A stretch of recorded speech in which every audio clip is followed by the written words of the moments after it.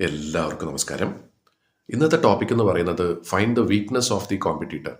അതായത് മറ്റൊന്നുമല്ല, നമ്മുടെ എതിരാളി അല്ലെങ്കിൽ നമ്മുടെ ശത്രു ആരാണെങ്കിലും അവരുടെ ബലഹീനത എന്താണെന്നുള്ളത് മനസ്സിലാക്കുക.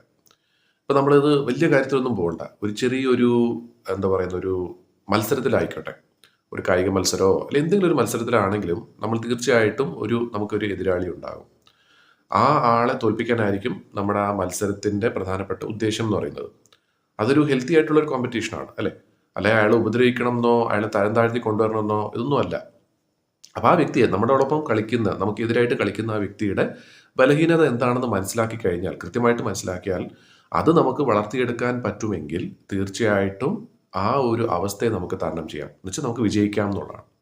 അപ്പോൾ ഇവിടെ ശത്രു അല്ലെങ്കിൽ എതിരാളി എന്ന് പറയുന്നത് ഒരു വ്യക്തി തന്നെ ആകണമെന്ന് നിർബന്ധമില്ല. ഒരു ദുർഘടമായ ഒരു അവസ്ഥ തന്നെ ആകാം, ഒരു സിറ്റുവേഷൻ ആകാം. അപ്പോൾ ഏതൊരു ദുർഘടമായ ഒരു അവസ്ഥയ്ക്കും ശരിക്കും പറഞ്ഞാൽ അവിടെയും ആ അവസ്ഥയ്ക്കും ഒരു ബലഹീനതയുണ്ട്.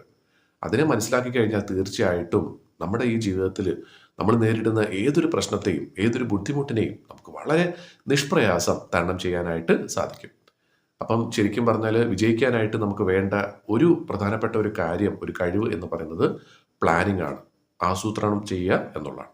അപ്പം ഇങ്ങനെ ചെയ്തു കഴിഞ്ഞാൽ തീർച്ചയായിട്ടും നമുക്ക് മുന്നിൽ വരുന്ന ഏതൊരു ബുദ്ധിമുട്ടിനെയും വളരെ എളുപ്പത്തിൽ നമുക്ക് എല്ലാവർക്കും തന്നെ നിഷ്പ്രയാസം തരണം ചെയ്ത് വിജയിക്കാനായിട്ട് സാധിക്കും. അങ്ങനെ എല്ലാവർക്കും വിജയിക്കാൻ സാധിക്കട്ടെ എന്ന് ആശംസിക്കുന്നു.